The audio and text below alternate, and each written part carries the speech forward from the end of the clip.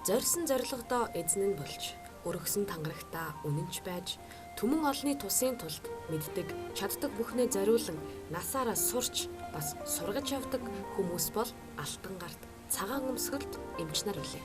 Тэгвэл өнөөдөр эрүүл бие сарвал ухааны төлөө өөрийгөө ч үл хайрлан өдөр шөнийг үл ялган та бидний эрүүл энхийн мананд тасралтгүй тууштай зүтгэдэг эмч нарын өдөр. Өнөөдөр дэлхийн эмч нарын өдөр. Алд бие амийг аврах ариун гэгийн хөдөлмөртөө алтан гартай эмч нар та бүхэндээ дэлхийн эмч нарын өдрийн мэндийг өөдөөдөнд өргөн дэвшүүлсээр дэлхийд танигдсан Монгол хүн нэвтрүүлэг үүдээ нээж өргөөний тань хомирт дэлгэцийн урд таныг өрн залж. Дэлхийд танигдсан Монгол хүн нэвтрүүлэг та бүхэнд 3 үеэр хүний амийг аврах өвчин зовлонгоос ангижруулах ариун үйлсэд зүтгэн яваа нэгэн гэр бүлийг онцолж байна. Энэ бол Замбал гарвын Жаданбай хэмээх айлын. Жаданбай доктор гэхээр манай улсын эрүүл мэндийн салбарын төдийгүй дэлхийн олон орны эрдэмтэн докторууд ангаахын эрүүлийг хамгаалах салбарын ангахгүй мэд. Улс орныхоо нэрийг дэлхийн тавцанд гаргаж өөрийн орны ангаах ухааны салбарын хөгжил дэвшил, технологийн дэвшлийг олон оронд таниулан хүн бүрийн амь нас эрүүл мэндийг сахин хамгаалах дэлхийн нийтийн үйл хэрэгт дэлгэсэн тэрлэг шиг Монголынхаа өмнөөс нэрийн хуудас нь болж оролцсон зүтгэж авсан энэ хүн нэгэнтээ дэлхийн эрүүл мэндийн байгууллагад данстай дэлхийд танигдсан хүн болж чаджээ. Миний ажиллаж явах үед бол гадаад харилцаатай холбоотой хэд хэдэн сайхан улсууд байсан. Цагаан долгор гэж нэртэй эрүүлийг хамгаалахын айхтар том хэрүүрэг хүн, маш эрдэмтэй ийм хүн байлаа. Тэр хүн бол Франц хэлтэй, Орос хэлтэй, Англи хэлтэй хүн байлаа. Шар банзрагчид нэртэй банзрагчид зүрхний эмч байлаа. Тэр хүн бол Монголын зүрхний одоо толгой нь байлаа. Сагараажив гэдэг их сайхан эмч байлаа. Хавдар судлалын одоо манай талын 1-р зэргийн эмч юм хүн байсан. Тэгээ энэ улсууд бас дэлхийн эрүүл мэндийн байгууллагын олон удаагийн хурал семинарт оролцож байдаг байсан. Ингээ бидний дундаас нэг хүнийг болуулна Монгол улсаас дэлхийн эрүүл мэндийн байгууллагад хүн ажил болох зүйтэй мэ гэсэн ийм бодлогын явуулсны үр дүнд тэр асуудлыг тавиад за танахаас нэг хүн авч ажиллаулъя гэсэн ийм юм гарсан юм. Тэгээ бид гурвын дунд 94-5 хүний дунд бол сонгон шалгаруулалт 70 дуур явагдаж байсан. Тэр үед чинь одоо тийм байгаагүй шүү дээ. Тэгээ хороо судлан янз янзын газрууд яам судлан гадаад харилцаа судлан ингэж байгаа хамгийн залуу очгэлээ бас тодорхой богино хугацааны дотор тэдний бараг хэдний төвшөнд олон улсын харилцааны байгууллагын эрүүл мэндийн харилцааны төвшөнд гарч ирсэн мэдлэг боловсруулалтаар бол за энэ төрөнд юм гэхэд биш юм хэд энэ зэрэгцэж ирсэн тийм хүн нь бол бий болж хойсон юм байна л да. Ингээд Монгол Ардын Хувьсгалт намын намын төв хорооны нарийн бичгийн дарга нар гэж байдаг. Тэрийн хуралдаанд орсон. Тэр үчин Цэдэн бол дарга тэр хуралдааныг удирддаг байлаа. Тэрэнд бэлтгэхийн тулд маш том хэмжээгээр бэлтгэж шүү дээ. Тэр чинь зөвхөн одоо эрүүл мэндийн асуудал биш. Тэгээд төв хорооны хуралдууд, намын төвх, үзүүлэлт улсын коммунист намын төвх бүх юмнуудыг уншиж судлана. Тэр хуралдаанд нэг асуултанд унаавал тэгээд гүйцээ гэсэн. Тэр онд ногоо цагаан хэдийг авч яасан, төл мал хэдийг хүлээж авсан гэх бүх юм. Гэхдээ тэр дотроос надыг эрүүл мэндийн системд дэлхийн эрүүл мэндийн байгууллагаас ажиллахад нэгэн чирэгтэй асуудал байгаа тийм.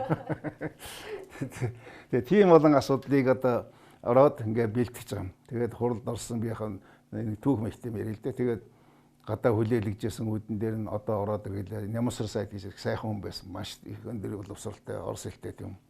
Тэгээд орсон би үүдэнд очиод ингээ зогсож байгаа. Тэгээд орооны гişүүд ингээ зорцсон. Тэгээд асуусан, надыг танилцуулсан Нямсар сайд. Тэгээд танилцуулаад чимээгүй байжсэн Цэдэн Балдар. Тэгээд нөхрөөс асуух юм байна уу гэдгсэн. Тэгээд эргэн тойрон харсан чи нэг ч хүн асуугаагүй. Тэгвэл батлах уу гэсэн баталсан. Тэгээд гүцгээд.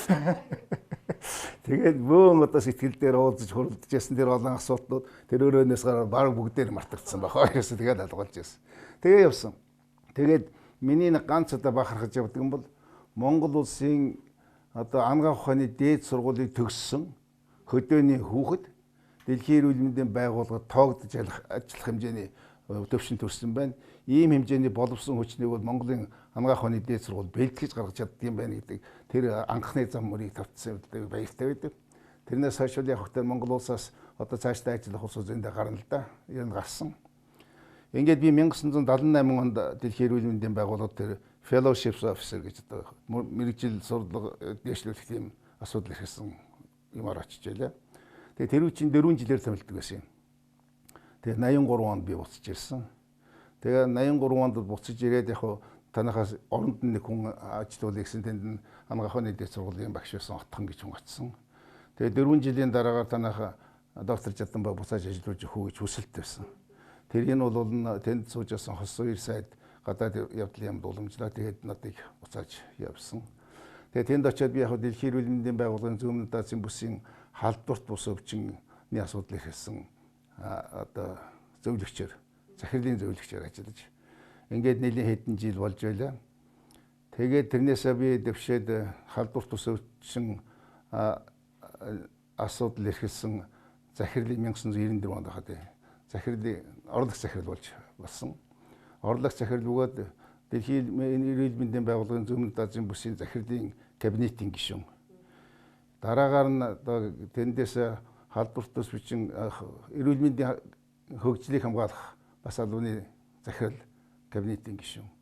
Ингэж байж байгаад ерөнхийдөө 17 жил ажилласан л да. Тэгээ 1999 онд нэгдсэн үндэсний байгууллагын Аз намхан далайн нийгмийн эдийн засгийн комисс гэж Бангкокт байдаг том байгууллага байдаг. Тэр байгууллага дэлхийн эрүүл мэндийн байгууллагын ерөнхий захирлын одоо бүрэн эрх төлөөлөгчөөр Бангкокт очиж ажиллаж байлаа. Түүний гэргийн хүүхдийн тэр дундаа Няран эмч хэмээх алдрыг хүртэж олон ял хурс Монголын ирээдүйн эздийг аюул төвшнөөс авч явсан буянтай хүн. Харин охин нь хойд хөршөд нүүр амны эмчилгээний мэрэгжил эзэмшснээс гадна Япон, Америкийн нэгдсэн улс, Солонгос улсад эрүүн нүрийн гажиг заслын эмчийн нарийн мэрэгжлийг эзэмшиж Монгол орондоо нинжин сэтгэлд алтан гарт эмч нарыг бэлтгэх хөлсөд харамгүй зүтгэж байсан. Мөн Монгол улсын эрүүл мэндийн салбарыг хөгжүүлэх, иргэдээ эрүүл сарвал Монгол хүн байлгахын тулд төр түшилцэж явсан эрхэм хүн. Жаданбай докторийн зай охин одоо хөлийн чандад өвөөгийнхөө үйл хэргийг үргэлжлүүлэн докторийн зэрэг хамгаалахаар суралцж байгаа бол бэрэн мөн л хүний хэмж мэрэгжилтэй юм. Тэр үнэхээр манай гэр бүл бол удам дамжсан тийм эмчийн эрүүл мэндийн төлөө зүтгэх хувь заян төрсэн ийм улсууд юм шиг байна. За тэр маань бол манай эцгээс бол эхэлсэн. Эцэг маань бол одоо хонг гэдэг газар төрсэн хонгийн хүрээнд лам шавь сууж байсан юм хүн. Тэр нь хувьсгал мандсан нас эхлээд л тэр чигээрээ энэ хатуу өтөв ширүүн цагийн үед ч гэсэн энэ ажлаа үргэлжлүүлж явсан хүн. Нутаг усанда алдартай маарам байсан. Хөвсгөл аймгийн одоо яваагүй, өргөдөж байгаагүй тийм сумд бол ер нь байхгүй. 1978-аас одоо эхлээд би дэлхийн эрүүл мэндийн байгууллагад ажиллаж байхад энд одоо эм тан дутагчаад надад дэлхийн эрүүл энтэх улсаас эм танд хэрэгтэй маш олон ургамал цэцгүүд захидаг. Би тэрийг нацарж өгдөг. Тэгээд тэр ацарсан зэсгийг бол ганц копи мөнгөний одоо орлогогүйгээр бүгдийг хүнд тарааж ингээл дуусгацсан ингээд сууж яддаг хүн л дээ. Тэгэхээр тэрнээс нь эхлээд би хүн зовсон шансан улсууд эрүүл мэндээр хэцүү байдалд орсон улсууд аав дээр хийжээс учраас тэр өвчтнүүдийн яриа гэр бүлийнхэн зовлон зүтгэлийг сайн огоорч бас ээгээрч одоо ухаарч энэ сэтгэл миний зүг хөдөлсөн юм байна. Тэрнээс гадна аав маань бол за миний хүү ер нь сайн эмч болох ёстой хүн шүү. Эмнэлгийн сургуульд яваа гэж ингэж хэлж байсан. Тэгээ 1961 онд анагаах ухааны дэд сургуульд орсон л доо. За би анх налахаа 10 жилийг 1964 онд төгсөөд тэгэхэд би 17 тай ангидаа бол хамгийн жоохон байлаа. 17 настай 10 дахь ангийг төгсөж исэн. Төгсөөд тэр үед бол би айлын ганц охин бас л охин шиг айлын ганц охин 3 ахтай. 3 ах нь гуруулаа инженерийн мэрэгжилтэй. Тэгтэл манай аав бол одоо ганц охиноо эмч болгоно гэсэн. Тэгээд ер нь ч одоо айлын гэр бүлд бол заавал нэг эмч байх хэрэгтэй юм байна гэдгийг бол аав ээж хоёр минь хоорондоо ярилцдаг байсан учраас бид нэр 23-уулгана төгсөжсэн. Тэр 23 хүүхдүүдийн дотор бол анагаах ухааны дэд сургуулийн хүүхдийн эмчин ганцхан 2 ирсэн. Би бол бас одоо сурлагатай одоо тийм олон нийтийн идэвхтэй байсан учраас одоо 10% миний урдуур орж тэр хуваарийг авах хүн байгаагүй. Ингээд анагаах ухааны дэд сургуулийн хүүхдийн эмчин хуваарийг би авч иржсэн. Ингээд энэ хантайгаа одоо анагаах ухааны дэд сургуульд орсон 1-р курст орсон жилээсээ одоо танилцж эмч болсон. За ингээд эмч болох хооронд бол ер нь манай хүний эмч болсон хугацаа эмчийн ажлыг хийжсэн хугацаа бол цөөхөн ер нь намайг төгсөөгүй байхад дархан шарын голын уурхан эмчээр 1 жил гаруйхан хугацаанд ажиллаад дараагаар нь яг эмчийн ажиллаг штэ. Дараагаар нь эрүүл ахуйн халдвар нийслэлийн институтэд бол халдвар судлаач эмчээр одоо орж ажиллаад олон улсын курст явж исэн гэсэн. Тэр бол маш асар богинохон хугацаанд энэ хүн болвол одоо өсөж дэвжсэн ингээд эмчийн ажил бол яг гардаж исэн хугацаа болохоор би өөрөө бол одоо хүүхдийн эмчээр төгсөөд маш ховорхон мэрэгжил эзэмсэн одоо няраа эмчил нэг л дээ социализм үеийн тий. Ингээ ер нь эмч улсууд нэг гэр оронд байхад бол бие биенийг сайхан ойлгоно. Эмчийн ажил маш бэрхшээлтэй. Одооны эмч байгаа улс орчиг бид байсангүй. Ачаалал ихтэй, цаг наргүй ажиллана. Тэр үед бид нарт чинь унаа машин гэж байсангүй. Хар үүрээр л ойр ойрхон гарсан оюутан байхдаа би 3 хүүхэд гаргасан. Тэгээ ойр ойрхон гаргасан хүүхдүүдээ цэцэрлэг ясал ховорхон нэг хүүхдийн тэргийн түрээл тэгэл хар өрөө гараад харанхуй шинээр орж ирнэ шүү дээ. За өнөөдөр дэлхийн эмч нарын өдрийг зориулаад ээжтэй энэ сайхан цагаан халааттай нэжлэгэн цагаан цэцэг барьж байна. За баярлалаа. Миний хүү урт насалж удаан жаргаарай. Миний үүч гэсэн урт насалж удаан жаргаарай. Олон их амжилт гаргаарай ажилтг. За тэгээд хүний хувь тавилан гэдэг үнэхээр эцэг эхээс минь заяасан, өвөг дээдсийн маань заяасан заяа буйнаар яах аргагүй томилогдож ирдэг гэдэгтээ би санал нэг байдаг. Тэгээ энэ сайхан миний хани сайхан ээж аав хоёр маань эгч маань энэ сайхан гэр бүлд би өөрөө эмчийн мэрэгжил эзэмшээд ингээд энэ сайхан гэр бүлийн гишүүн болох юм сайхан ад тавилантай энэ хувь заяа тохиолдсондоо би үргэлж амьдралд сайхан талархаж баярлаж явдаг. Тэгээд 1994 онд анагаах ухааны их сургуулийг ерөнхий эмчилгээний ангиар хүний их эмч мэрэгчлэр төгсөөд улмаар 1998 онд анагаах ухааны магистр болоод 2001 он хүртэл би анагаахынхаа мэрэгжлийг үргэлжлүүлэн ажиллаад эгчийнхэн ямар сайн ортодонт эмнэлгийн ерөнхий менежер хүртэл хийж яваад ингээ юмд оролцоод аргагүй ихэнд яг манай гэр бүлийн гишүүд доороо нэг дүүтэй гэр бүлийн гишүүд цөөхөн болоод аргагүй ихэд зах зээлийн системд шилжсэний улмаас би өөр мэрэгжилтэй болоод соёл урлагийн байгууллагыг ингээ ахлаад явж байгаа. Тэгвэл миний амьдралд ээж аавын маань саналаар манай удамд их эмч хүн байхгүйгээд тэгээд намайг эмч болох хэрэгтэй миний хүү гэсэн эцэг эхийнхаа яг л социализмын үеийн хүүхдүүдийн адилаар эцэг эхийнхаа сургаал тэр хүсэл эрмэлзлийг маш өндөрт тавьж ингэж хүмүүжиж ирснийхаа нөлөөгөөр би өнөөдөр ч гэсэн энэ сайхан хадам ээж аав хоёртоо үргэлж талархаж эднийгаа ханыхаа гэр бүлээр үргэлж бахархаж энэ сайхан халуун гэр бүлийн гишүүн болж явдагтаа үргэлж талархт юм аа. Тэгээ яа харахгүй Монголын нийт эмч нарт мөн сайхан аав ээж нартай эгчтэй эмч гэр бүлийнхэндээ хандаа энэ дэлхийн эмч нарын сайхан баярт өдрийг тохиолдуулаад үнэхээр бүгдээрэнд нь эрүүл их байхын дээдийг өрөөё. Манай охин чинь эрүүл нүрийн гажиг заслын маш ховор мэрэгжлийн эзэмсэн. Монголын эрүүл нүрийн гажиг заслын нэг номерын эмчилтэй.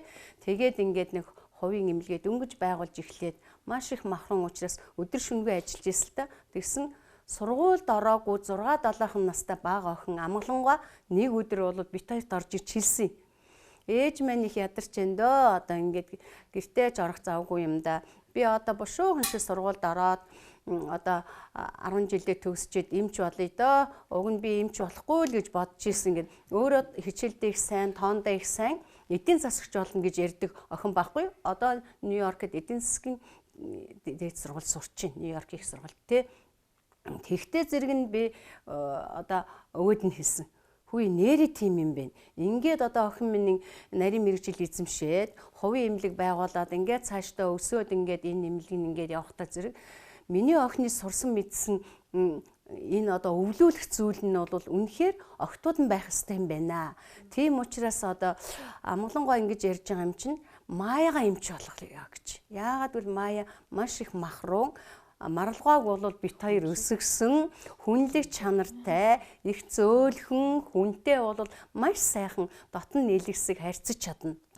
Тэр үедээ ховор бараг л улаан номонд бичигдэхэр болсон Няран эмчийн мэрэгчлийг эзэмшнээрээ хорлооч бахархдаг. Үр хүүхдээсээ хагцхын зовлон нялхуураа эдгэрээгээд инээхийн жаргалыг мэддэг болохоор энэ мэрэгжил түүнийг уламжих татна. Эмч байхын тулд эхлээд өрөвчин эзэн сэтгэлтэй хүн байх учиртайг тэр ойлгодог. Тэгж гимэн өвчнөөр шаналх хүмүүсийн царайд инээмсэглэл тодорч өвчин зовлонч тэдний богино хугацаанд орхин оддог юм гэж хэлэх дуртай. Хамгийн түрүүнд хүмүүс баяр баясгалан өвчнөө ялан дийлэх урам зориг харилах нь эмч хүний нэн түрүүнд хийх ажил юм шүү гэж аж охиндоо бас захидаг. Бид нарыг төгсөж явах үед бол няраа эмчийг тусгайлан ерөөсө курс сургуулаар бэлтгэдэггүй байсан. Хүүхдийн анги төгссөн би шинэ залуу эмч 1970 онд сургууль төгсөөд 22 настай. Ингээд сургууль төгсөөд хотын эрүүлгийг хамгаалах газар хойрлогдож очиж байгаа байхгүй юу? Тэгэхэд хотын эрүүлгийг хамгаалах газраас шууд намайг 3 дугаар төрхийн няраа эмчээр тэнд хойрлсон. Тэгээ 3 дугаар төрхийн няраа эмчээр очино гэсэн. Тэгэхэд би бодож ирсэн л да. За би хүүхдийн анги төгссөн.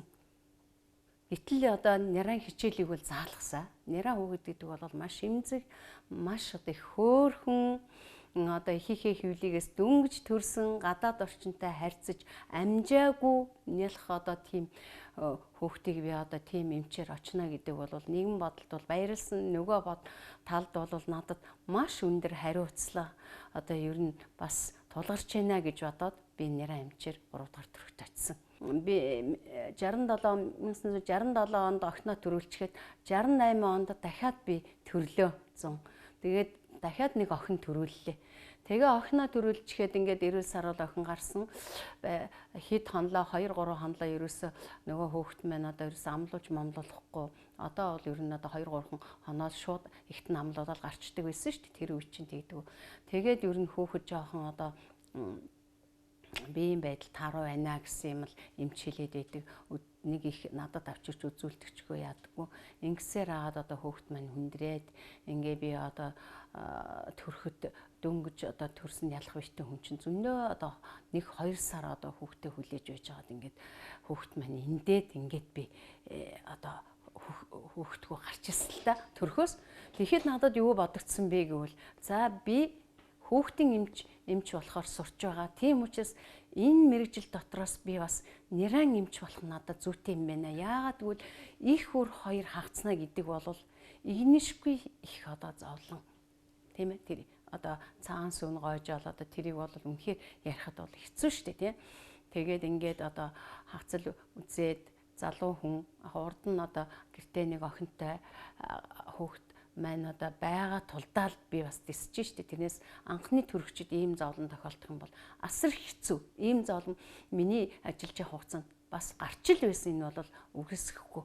Тийм учраас би бол няраа эмч болж аль болохоор сайн няраа эмч болоод их үр хоёрыг хаагцалд үзүүлэхгүйгээр хариуцлагатай сайн эмч болоод үргэлж тэр төрөхөд байх хооронд нь хүүхдийн ихтэн сайн танилцуулдаг, үзүүлдэг, харуулдаг, хүүхдтэй нь байнгын харьцаатай байлгадаг, ийм байна шүү, тийм байна шүү гэдгийг өдөр тутам, цаг тутам тэлж өгдөг ийм эмч болёо л гэж би тэгж бодсон. Харийн оронд ажиллаж амьдрна гэдэг тийм ч амар хэрэг биш. Дэлхийн эрүүл мэндийн байгууллагын шугамар ажлын шаардлагаар Жаданба докторих бурхан шашны үлгий болсон энэтхэг оронд 17 жил амьдарч. Бага насны 3 хүүхдэд дагуулад таних мэдэх хүнгүй ээж аав ах дүүгээсээ хол амьдрахаар очиход анхандаа амаргүй байсан нь мэдээж. Гэхдээ усыг нь уувал ёсыг нь дагдгийн адилаар дассан хэрэг. Гэхдээ л цээжин дотроо их нутгаа мөрөөдөж гэрээсээ ирэх захиа хүлээсээр олон жилийг ардаа үджээ. Тэгээ мэдээж энтхийн онгоцны уулдаар буухч ерөөсөө нэг үнэр нь бол их онцгой. Нэг л тийм танил гэсэн мөртлөө нэг тийм хэлж бодмаагүй гоё үнэр үнэртдэг. Надад бол гоё зарим ч мохол гэдэг. Тийм яг 78 онд та. 78 оны дээрээс тий. Одоо манай хүүхдүүд энэ дээр өнөөс сэн сэргэлдээл. Тэгээд эдгээр ч одоо хизэн тасарж унж хоол ирчдэг юм бол. Энд нэг тасарж орж ил хоолоо ирчэндэ гэж боддог гэсэн гэж байна.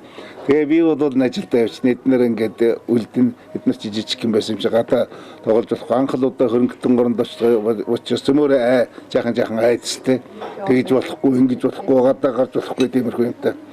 Яг л тохой тэгэл манай улсын бас боломжч байдаггүйсэн. Энэхүү элчин сайдын яам нэг 3-4 машин тал байдаг байсан. Сайдын машин гэдэг нэг дархан машин. За тэгэл бусд нэг албан ажилчдын машин гэдэг. Тэгээ бид нар чи өглөө сургуультай хүргэгдэн өдөр авахгүй болно. өглөө сургуульд хүрэх чинь нэг одооны үеийг харуул нэг седан Prius шиг нэг машинаар л явж байгаа юм л да. Тэгээд тэр чинь нэг 10 хэд хүүхдийг чихэж аваад тэгээд эрэгтэйчүүд нь юунд яа багажинд орж. Айгу халуун шүү дээ. Тэгээд багажинд хоёр эрэгтэй нэхлээр чи ерөөсөө хөрх юм гангаа бит хоёр багажинд. Заримдаа кэша. Сансар кэш. Кэша чинь бас сайдын ач хүү гэсэндээ бараг орохгүй. Гангаа бит хоёр ер нь багажинд явсаар байгаа л одоо багсуудад өгсөн юм байна шүү дээ. Тэгэж явдаг байлаа. Тэгээд сургууль дээр очиод их гоё байдаг гэсэн юм аа. Сургуульд чинь Оросын сургуульч одоо бүхэл одоо тэнд байгаа гадаадын элчин сайдын яамдын хүүхдүүд байдаг байлаа. Их олон гоё найз нартай байлаа. Тэр дундаас Кубын нэг бүдүүн найзтай байлаа. Тэрнтэйгээ бол одоо холбоо тасарсан гэхдээ дахиж уулзсан гэж боддیں۔ Тэгээ яг би очсон даруйдаа лаудаа хэлж байгаа дугуй авахгүйсэн. Тэгэл дугуйг явал ерөөсөө одоо багасаа тэгэл тэр үхэр дээр нохоо одоо юу гэдэг автобус тэр айхтар зам дээр үрч одоо бүр 2 дугаар ангиас эхэлж унсаар байгаа л одоо дугуйнд бол их дуртай. Тэгж л явж илаа. Тэгээд та нарыг сургуулиас явж байт машин чинь дугуй мултраад Юу олон хүүхд сурах машин урдлын дугуй мултраад. Тийм дугуй мултрагц явж гисэн гэж. Би багажинд байсан хэлтэй мэдээг байгаа юм л да. Дэсэн гэж жамаач. Тэгээд бид нар ингээд чинь чихэлдэж явж байгаа шүү дээ. Ингээд явжсэн чинь нэг сонин бат хайцсан. Тэгтээ тэр жамаач аяг мундаг. Чадвартай тэгээд юу аяг ингэ зогсоод гараа очихгүй. Гараар харж ирсэн чинь тэгээд just дугуй хүүхдээ дацтай шүү. 1992 онд бит хоёр Пүүжигийн дээлэг их сургуульд байхад танилцсан юм. Тэр үед бол би нөгөө нийсийн тэмцээнд орцсон. Тэгээ Монголын уран сайхны кино Бүлээн нурмын гол дүр тоглолцсон. Бас амьдаа ингээд сургуультай жоохон урлаг олон нийтийн ажил тоолтой тийм итгэвтэй оюутан. Тэгээ бид тэр 91 оны 100 танилцаад тэгээд яаж манай бас садангийн маань ахтан дүүс энтгэгдээ шин дээлэд амьдардаг. Тэгээд аав ээж нарын маань найз ээж таарад тэгээд битээр танилцаад тэгээд бүтэн жил хоорондоо загтлаар харилцаж. Пүүж явахдаа намайг хүлээгээрэй гэд. Тэгээд ёстой загтлаар харилцна гэдэг бол айгүй нэг 3 сар болж нэг ганц хүн явна. Тэгээд тэрийг манай цалмигч маш сайн зуучлана. За одоо тэр өглөө 5 цагт тийм газар захиа авчирч өг гэж шүү гээл. Тэгэл өгч явуулган байвал өгөөрэй гээл. Тэгэнгүүт дараа нь ял бүжигс захиа ирсэн шүү ирж аваарай гээ. Тэгэл ингээд битээр айгүй холбоотой тэгээд яг ингээд төрсөн ихч түүшиг хоёлаа. Тэгээ би бүр ингээд юу заримдаа нөгөө нэг захиа өглөө иртээ орой энэ авчирна гэсэн үнэн ингээд авчрахгүй хүлээлгсээр байгаа тэр бүр эднийд хонцдог. Миний одоо хань ижил өөр хүүхэд бидэнд бол хамгийн их үлцээтэй, хамгийн их сайхан эрүүл мэндэнд зохицсон ийм газар болсон. Нэг чинь бол ер нь халуун дэсвэртэй. Ерөөсөө хөлс гарахгүй. Манай бага Нью-Йоркд байгаа одоо манай Жамал Жамсүрэн 2 настай очиж исэн байхгүй. Тэгээд энэ том хүмүүс 8-тай, цодон болохоор нэг 10 хүрч байгаа ийм жоохон хүүхдүүдтэйг л очисон. Тэгээ бага хүмүүс ингээд цагаан даван дээр нь унтахтаа зэрэг хөлс нь гардаг. Тэгээ хөлс нь гараад сэрснээ дараагаар үзэхээр ингээд сар байсан хээ гардаг. Бүр хөлрөөт тий. Тэгэл одоо юу янда өдөртөө яхаа зочдлуудад орж хаална хүүхдүүдээ нөгөө зуны амралтаар очсон учраас хүүхдүүд маань хичээл ном байхгүй элчин рүү явна. Элчин сайдын яам айгүй ойрхон. Элчин дээр очиод одоо тэгэл тоглуулж моглуулж тэгээ Монгол хүн ч одоо их сайхан да. Ер нь хаа байгаа газараа бол одоо бас бие бинийгээ одоо дэмжиж тусалж ингэж байдаг. Тэгэл элчингийнхэн хүрээ дээр одоо тэнд кондишнтэй хүрээ дээр одоо хүүхш ухтаа одоо тоглоул гэлдэг. Тэгэл би чинь жадмаа ажилдаа явчихтаа зэрэг ойрхон ч юм такси аваад элчин дээр очиж байж байгаа л ороо ирнэ. Лав ирэхээр л одоо тэгэл бид нар чинь хоолойч их сайн олж идэж байгаа юм. Тэгээ дагуулаад парк маркаар явна. Нөгөө энтэг кино үзэхин хүслээ. Ерөөсөө л тэнд бол байсан 17 жилийн амьдралын ихэнх гэвэл энтэг кино үзсэн.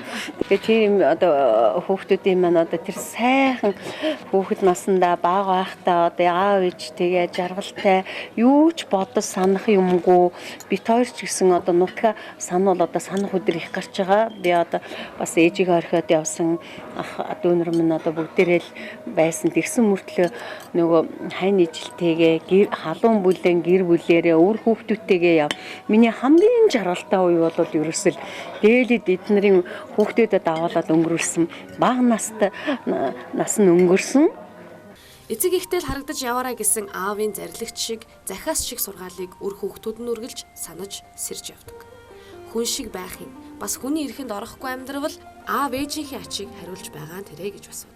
Төрийн албанд эрүүл мэндийн салбарын хөгжлийн төлөө явахдаа ч Жаданбаа докторийн охин үүнийг мартаж байгаагүй. Үргэлж зөв зүйлийн төлөө гэсэн бодолтой хүний төлөө сэтгэлдээ явбал өөрийн зам гэрэлтэй байдгийг ээж аав эмээ өвгөөгийн сургаалаас ойлгож авснараа бахархаж баярлаж явдаг. Тэгэхээр аав минь биднэрт бол маш их олон сургаалыг айлтдаг л да. Тэгээ тэр олон сургаалууд дундаас би одоо нэг зарлиг гэх юм уу да мэтэр ойлгож тэрийг одоо амьдралынхаа зарчим болгож явдаг 3 зүйл байдаг. Нэгдүгээрт бол тэр нь ээж аавынхаа нүдэнд харагдаж яв. Хоёрдугаарт хүний дайтай амьдрал. Гуравдугаарт хүний эрхэнд буугар. Тэгэхээр ээж аавынхаа нүдэнд харагдаж яв гэдгийг би юу гэж ойлгодог вэ гэхээр одоо эрүүл сайхан бие зүс царайтай төрүүллээ. Энэ бол бурхнаас заяарсан асар том буян шиг.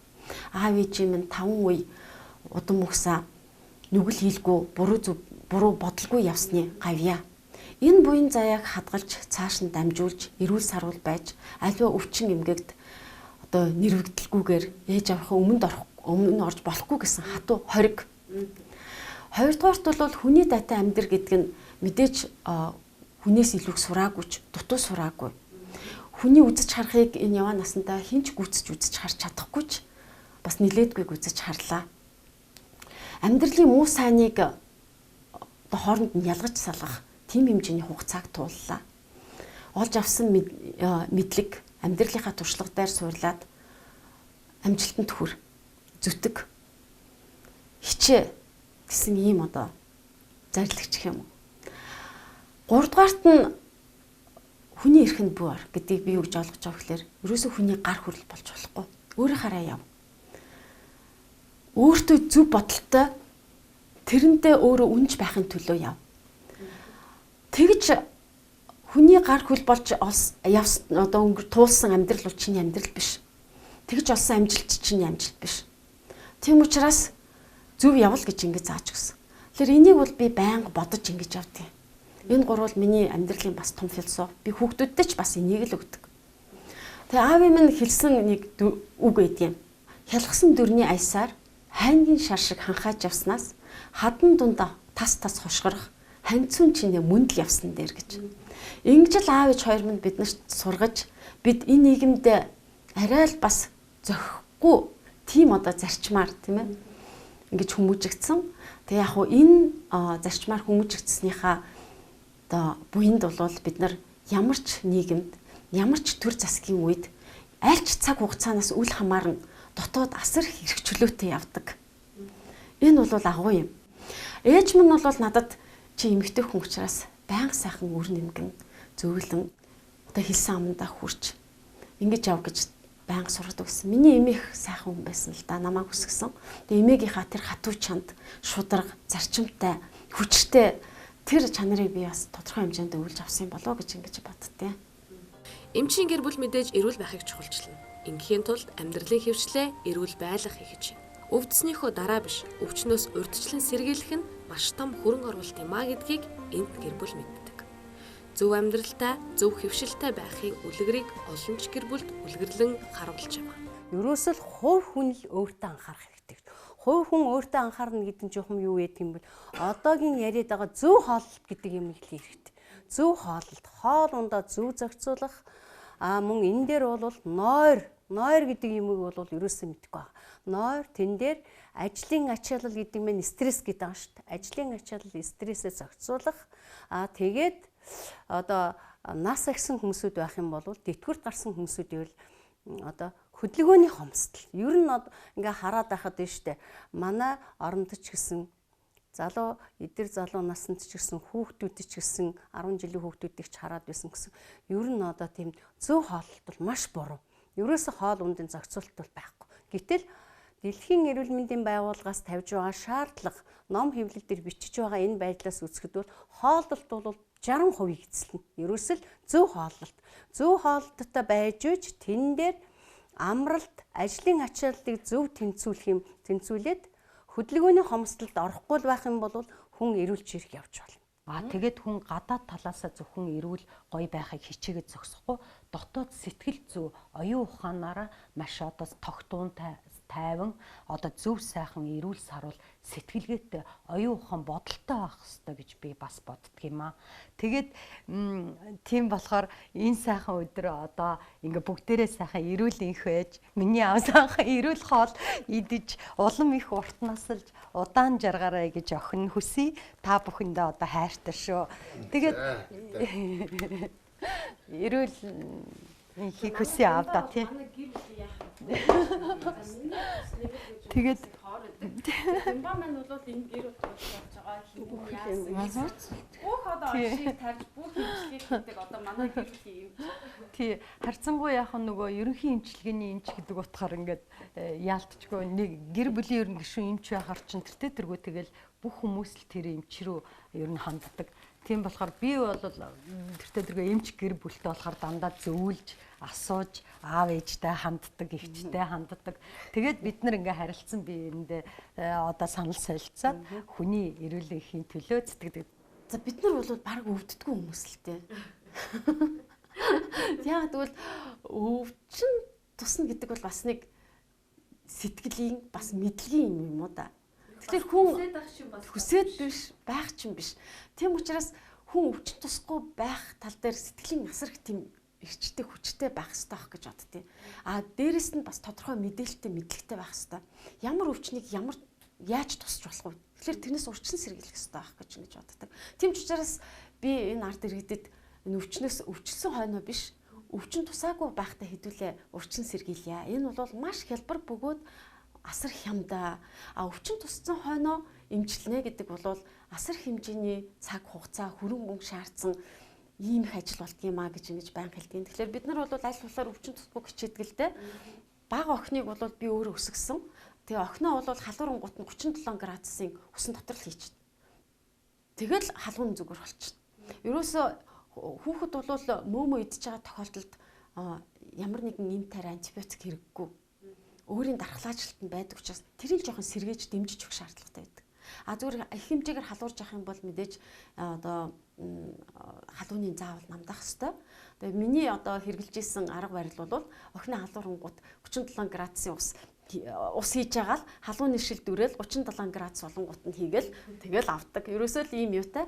Тэгээд аль болохоор урьдчилан сэргийлэхүүднээс хоолойг зайлуулах ч юм уу, хөлийн халуусан дөрүүлэх ч юм уу, нэг халуун шоколадтай сүү өгчих ч юм уу, ийм нэг байнга нэг ийм байгаадах юм бол ер нь хүүхэд өвчин тусдаггүй. Дээр нь гол юу бол ерөөсөө гадаа хүүтэн тэр халуун хүүтний тэр балансыг л маш сайн тохируулах хэрэгтэй байдаг. Жаданбаа доктор 1944 онд Хөвсгөл аймгийн Шинэдэр сумын нутаг Цэцэрлэг гэдэг газар төржээ.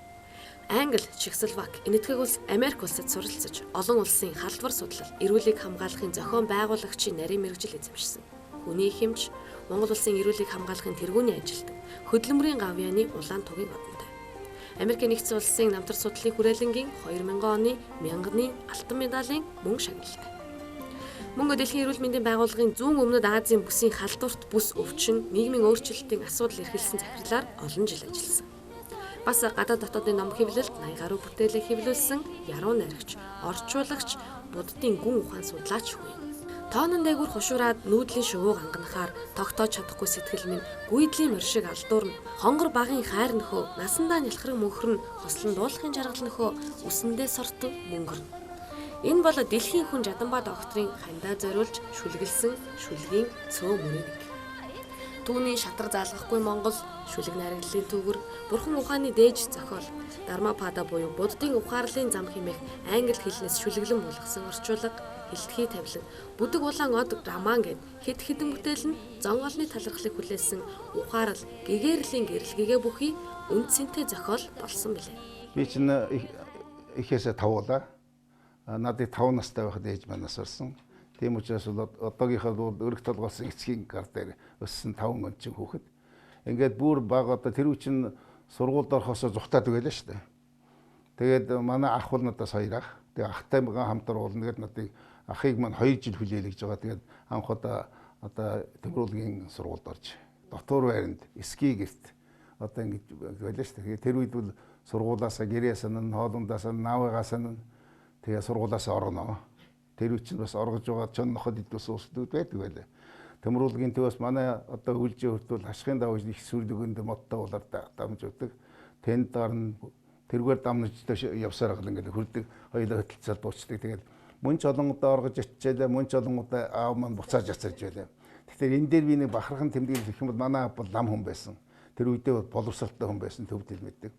Тийм учраас за хүүхдүүд маань та нар сурж чаддсан бол та нарын ирээдүйн амьдрал чинь ном шүү гэж ингэж хэлээд. Тэгээд оргоод очиж тэр үед чинь хүүхд нь оргож очих юм бол ямар сайн миний хөөр идэрлэг мал дээр гаргачдаг байсан. Манай аав бол буцаагаад за сургуульд очно гэж аваачаад өгдөг байсан. Ингээдээр тэр амьдрал бол амьдралын хатыг суулгасан л да. Бид нар 10 жил байхдаа хувцсаа олохын тулд төвөж өгдөг байлаа. Мод төрөйдөг байлаа, сайж хийдэг байлаа, шохоо шатаадаг байлаа, шавар зурдаг байлаа. Энэ бүгдийг хийж аж одоо нэг сурах хүчнийхээ мөнгө формынхаа хувцасныг дийдэл байлаа шүү дээ. Ингээд би бол 10 жил төгсөхдөө бол 1 жилээс бусдын бүгдийн дотор байранд төгссөн. Ангаахны дэд сургууль орж ирээд бас дотор байранд орсон. Ингээд би бол дотор байрны хүүхэд гэж болох юм байна. Ингээд дотор байрны хүүхэд 10 жил байхдаа бол одоо бол надад бол ерөөсө төрөлхийн их томоотой юм сайхан амт ингэж хардаг баг. Улсуудыг эдэж юм. Дунгүнд өгөө хүн гэж. 10 жил байхдаа бол би чинь айхтар сахилахгүй хүүхэд байлаа шүү дээ. Маш сахилахгүй хүүхэд. Ямар сайн даад энэ их нэртэйгээ суучаад Түнлийн амралтанд очиод байжгаад энэ хоёрын багш нар маань байж байгаа. Тэгэхэд би юунд яам төрж ирсэн байсан. Тэгээ энэ цолбон бүж хоёрыг дагуулж жижиг хүүхдэд дагуулад ингээд багш нар дээр очихгүй одоо сайхан ийм ажил хийж байна. Тэгсэн чинь тэр бавуу гэж нэг авиат өгч байсан, цагаач гэж өгч байсан. Тэд нар тад хүй жадан боо явж штэ гэж. Тэгээд энэ хорлоо надыг дагаад очсон. Тэгсэн чинь гүн жадан боо одоо сургуулаа төгсөөд эхнэр хүүхд аваад ажил хийцэн явж байдаг гэж. Тэгж ирээсээ тэдний төсгөнд буугаагүй байдаг гэсэн. Тэгэхээр тэдний чи би багш нарын чи бас хөөрхөн шоглцдог байсан юм ба. Янз янз жижиг юм. Давтлага хийж орж ирэхдээ жижигхэн сандал тавьж байгаа тэн дээр тэгэлж унгаалгана. Хэрэгсээ тэгээ янз янз юм байш. Тэрийг одоо яриад хүүхдээ аяг дуурайч. Эмч химээх эрхэм малдрын эзэн энэрх хайрлах сайхан сэтгэлтэй. Монгол түмний бахархал болсон алтан чагнуураа мөрөн дээрээ тохож ард олныхоо алтан ам халуун цусны төлөө өөрийгөө умартан цагаан халаадаа дэрвүүлэн эмнэлгийн хонглоор цаг хугацаадаа уралдан яарах эмч та бүхнээрээ Монгол түмэн бид бахархахгүй байхын аргагүй. Ингээд Монголын бүх эмч та нартаа дэлхийн эмч нарын өдрийн мэндийг дахин хүргэж нэвтрүүлгэн жаргаж байна. Алтан ам аврах үйлстэй үргэлж гэгээн байг. Эрүүл эхийн манаад зогсож энэ ариун үйлсийнхаа төлөө өөрийнхөө амьдрал, оюухан, хүч чадлаа зориулж байгаа эрүүл мэндийн салбарын нийт 35 гаруй мянган ажиллагчтай эмч нартаа хамгийн сайн сайхан бүхнийг хүсье өрөөё. Та нар манд бол энэ Монгол улсын хөгжилд хамгийн их хувь нэмрийг оруулж байгаа ийм хүмүүс шүү. Би эмч нартаа хамгийн сайн сайхныг хүсье өрөомөр байна. Бидний одоо энэ амаргүй энэ ажлыг хийж явах явцад асар их одоо хүнд зүйлүүд тулгарч байдаг. Гэхдээ бид нар тэрийг даван туулах асар их сэтгэлийн тэнхээтэй. Бид нар ч бас л адилхан хүн. Бидний ард гэрүүл байдаг, үр хүүхдүүд минь байдаг. Альва эмэгтэй хүнд, эрэгтэй хүнд ялгаагүй байдаг бүхэл зовлон биднэрт бас л байдаг. Гэхдээ бид нар тэрийг хинт ч яриад явдаггүй, хинт ч нялзаадаггүй. Тэрийг чимээг өхөн өөртөө туулаад л явдаг. Ийм л одоо тусгай хүмүүс байдаг. Тийм учраас энэ салбарыгаа хөгжүүлж байгаа, энэ салбарынхаа төлөө зүтгэж байгаа та нартаа хамгийн сайн сайхан бүхнийг хүсье өрөө. Хамгийн гол нь энэ салбар маань цаашд хөгжих ёстой. Хөгжснөөрөө одоо бидний өдөр тутам тулгамдаад байгаа энэ олон асуудлууд шийдэгдэнэ. Ингэж хөгжихийн тулд төрийн одоо маш зөв дэмжлэг оролцоо зайлшгүй шаардлагатай. Миний хэлдэг бол мөнхийн юм шиг амьдрал сунах хүний хүсэл хязгааргүйч мөчийн дараа байх юм барилгүй хөөрхий бие нэвргээ бид тэгтэр буй тургасан байхгүй тургасан буй гэж. Өөрөөр хэлбэл бид амьдрал гэж яваад байна, юм гэж яваад байна. Гэтэл тэрний чинь нард та энийг хийх гэж ийм одоо орчин үед ялангуяа хэлэхэд бол ийм л тэрэнг олох гэж, тийм л юмтай болох гэж ингэж баялагын төлөө хөөцөлж итэл тэрчнийг эзэмшиж чадахгүйгээр маргааш нэхэд та байхгүй байх юм боломжтой шүү. Тийм учраас тэр эд баялагын төлөө дэндүү хөөцөлдөж байхын оронд эрүүл мэндэ урт насаа энэ яваа насанда бас хийг бүтээж бусдад тус үргэж өгөөмөр сэтгэлтэйгээр ийм байхыг бол нарга байхгүй сургасан буддийн ухаардын сургуулиуд байдаг л да. Тэгээ энэ өдрийг тохиолдуулаад Монголын бүх ард түмэндээ эхийн хэвлэлд байгаа үрсээс нь эхлээд 80 90 100 хүрж байгаа одоо иргэдэд зориулаад улам урт насаж. Урт насна гэдэг нь зүгээр олон жил амьдрах гэсэн үг биш. Урт насна гэдэг бол эрүүл мэндийн хувьд чадахтай, хүчтэй, чадaltaй, энергитэй, зөв эрүүл чирэг одоо наслана гэсэн үг л дээ. Тэрнээс биш бол зүгээр л урт наслахын асуудал биш. Энд өөрийнхөө эрүүл мэндийн хичээл зүтгэл гаргаж эрүүлийг хамгаалахын системээс ялангуяа урьдчилан сэргийлэх талаар явуулж байгаа арга хэмжээнд бүрэн дүүрэн оролцож энэ одоо байгаль орчныгаа цэвэрлэх хариуцлах талаар төр засгаас явуулж байгаа бүх арга хэмжээнд нийтвэтэй оролцож өөрийгөө нийгмийн ард түмний эрүүл байлгахын төлөө хүчин зүтгэж их амжилт олоосай гэж хэлсэн ирэж байна да.